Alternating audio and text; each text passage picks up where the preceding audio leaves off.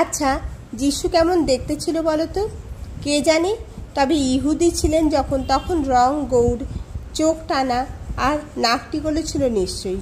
কিন্তু আমি যখন দেখলাম নাক একটু চাপা। কেন দেখলাম কে জানে। ভাবে দেখা মূর্তি কি বাস্তব মূর্তির অনুরূপ হয়?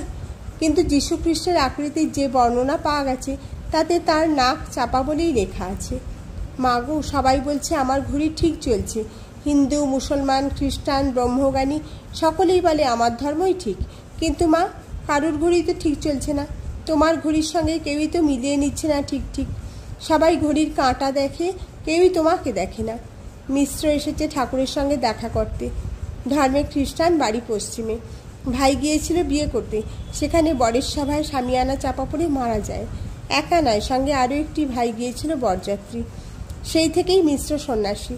পরনে প্যান্ট কোট বটে, কিন্তু ভিতরে গেরুয়া কৌপিন। ইনি ঈশ্বর, ইনি রাম, ইনি কৃষ্ণ বলতে লাগলো মিশ্র। ঠাকুর হাসছেন, বলছেন পুকুরে অনেকগুলি ঘাট। এক ঘাটে হিন্দুরা জল খাচ্ছে, বলছে জল। আর এক ঘাটে খ্রিস্টানরা খাচ্ছে, বলছে ওয়াটার। মুসলমানেরা আর এক ঘাটে খাচ্ছে, বলছে পানি। মিশ্রের দিকে তাকালেন ঠাকুর, বললেন, কিছু দেখতে টেকতে পাও? শুধু আপনাকে দেখি, আপনি আর যিশু এক। ঠাকুরের বুঝি যিশুর ভাব হলো। দাঁড়িয়ে পড়লেন, সমাধিস্থ হয়ে গেলেন। ভাবাবেশে মিশ্রের দিকে তাকিয়ে হাসতে লাগলেন। শেক হ্যান্ড করতে লাগলেন। সবার সঙ্গে মিশে এক হয়ে যাবে, তারপর আবার নিরালায় ফিরে যাও নিজের ঘরে। সেখানে গিয়ে ফের শান্তিতে থাকো।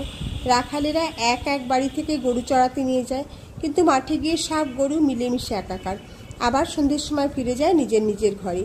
আপনাতে আপনি থাকি।